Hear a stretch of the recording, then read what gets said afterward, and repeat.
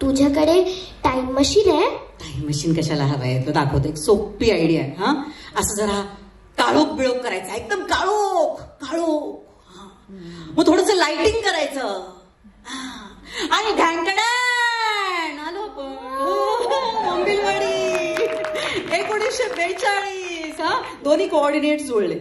तर आता अरे हे सगळे गावकरी आहे तिकडे. या या या बोंबिलवाडीचे गावकरी या, या वरती या, स्टेजवर या.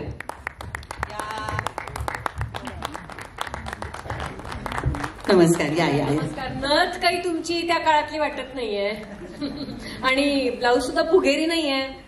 तुमच्या ब्लाऊजच्या हाताने तरी कुठे फुगे येतो? हा, लपवा किती जरा. माझ्या आहेत की. बघा आता 2 मिनिटात स्पेशल इफेक्ट्स करायचे म्हटल्यानंतर हे एवढंच होणार ना? काय लगेच आमच्या चुका काढताय तुम्ही?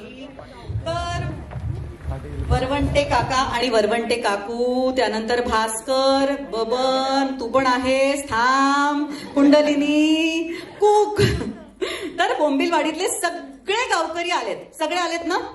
एक मिनिट, पण अजून एक गावकरी बाकी आहेत. अजून कोण? हे काय? म्हणूनच त्यांना समोर बसवलंय. अगं पण ते गावकरी कुठे आहेत? ते फक्त एकच दिवसासाठी. आपण ते एका दिवसासाठी आले होते ना. ती गोष्ट अजून सगळ्या जगाला माहित नाहीये ना, नाही का? अरे राजेश मापूसकर ते डिरेक्टर आहेत ना, त्यामुळे ऍक्टर म्हणून त्यांना बोलवायचं राहूनच जाते. या या या वरती या. ते कोणत्या रोल करतायत? जर्मनीचे हुकुमशाह गोबेल्स. गोबेल्स राव ते पण आलेत. आणि आता सगळ्यात महत्वाचे कोण? जर्मनीचे हुकुमशाह एडॉल्फ हिटलर उर्फ क्यूट हिटलर, प्रशांत दामले काका.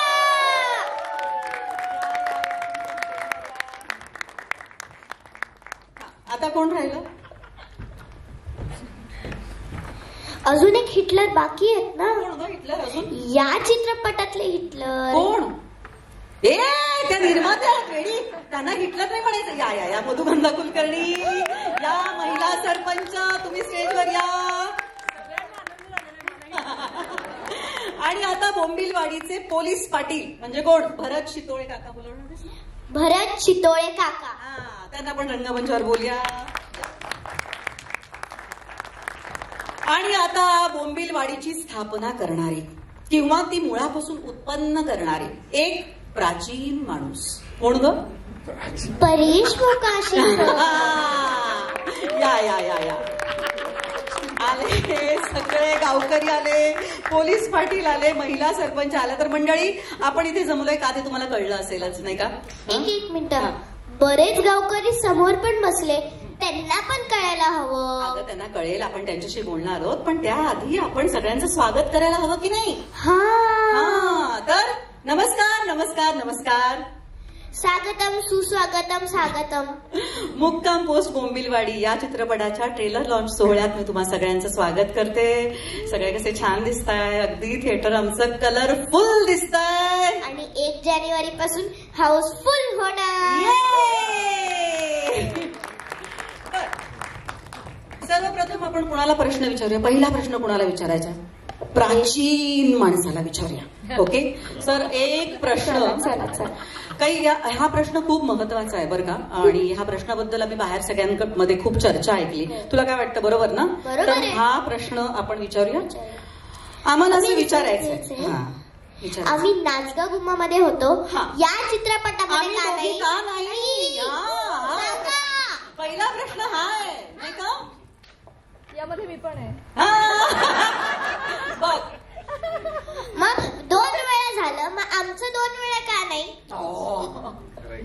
आता ते या प्रश्नाचं उत्तर. याचं उत्तर असं आहे की कविता, तुझा विचार आम्ही हिटलर म्हणूनच केला होता, पण हिटलरचे कान आणि तुझे कान जुळले नाही, त्यामुळे फक्त तो प्रशांत मी एवढ्या फरकात. हो ना?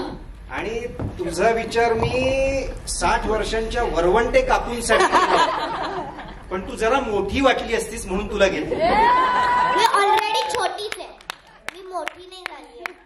तर यावेळेस परेश तुम्हीच लेखक आणि तुम्हीच दिग्दर्शक होतात, त्यामुळे सहलेखिका नव्हती, त्यामुळे लिखाण कसं शांततेत पार पडलं असेल नाही का? एकदम नेहमी सारखं. हो का?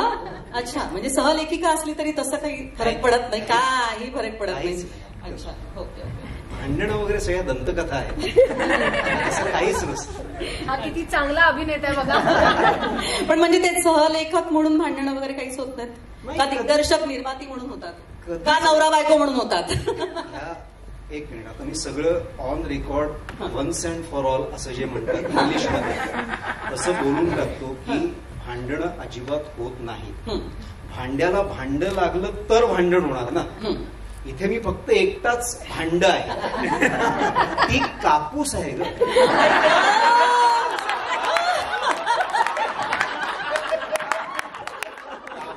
हे मला पण खरं कापूस कितीही म्हणजे कापूस आणि भांड कितीही एकमेकांवर आदळलं तरी आवाज काय कसा येणार? बरं ऐक खरंच रे. मी अनेक वेळा तिला म्हणतो, अगं मधून थोडीतरी बोल ग, बोल. अशी शांत बसून राहूस. त्याच्यावरती माझ्याकडे एक सलज्ज कटाक्ष टाकते आणि परत अंगठ्यानी जमीन उकरायला ऐक दिसलं ना, दृश्य समोर दिसलं ना असं.